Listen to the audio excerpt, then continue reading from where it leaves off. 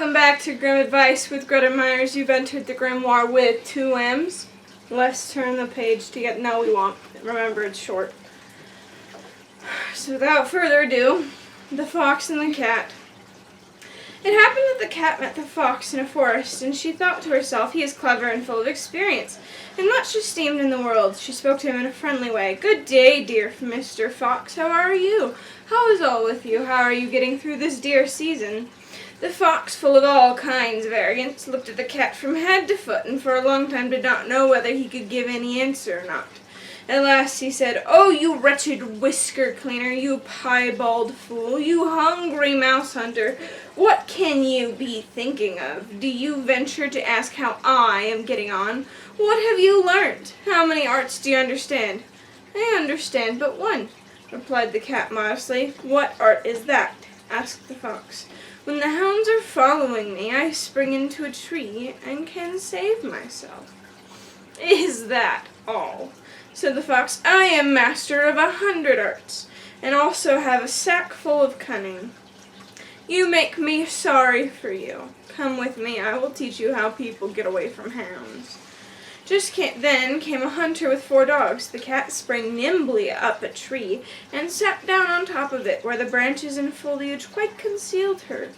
"Open your sack of cunning, Mr. Fox, open your sack," cried the cat to him, but the dogs had already seized him, and were holding him fast. "Ah, Mr. Fox," cried the cat, "you with your 100 arts are left in a lurch. Had you been able to climb like me, you would not have lost your life." Well, you get what you get. I really think, it's just, don't brag, don't be arrogant.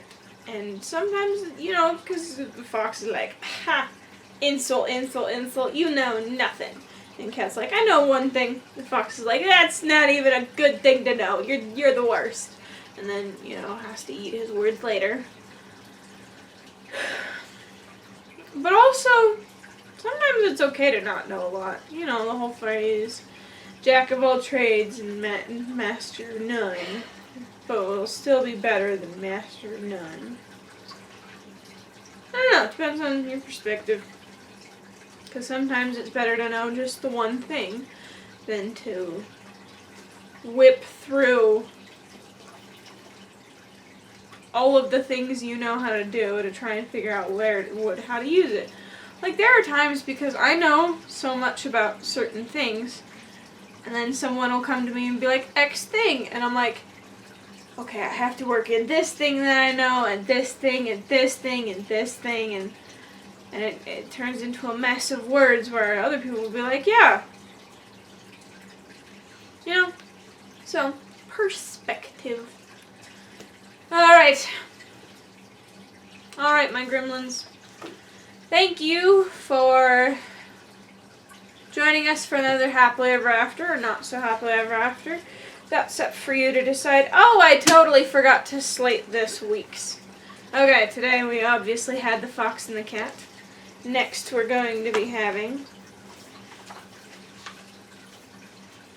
the pink, then Clever Gretel, then the old man and his grandson, and then the water nixie, which I personally have read, and it's a good one. Okay.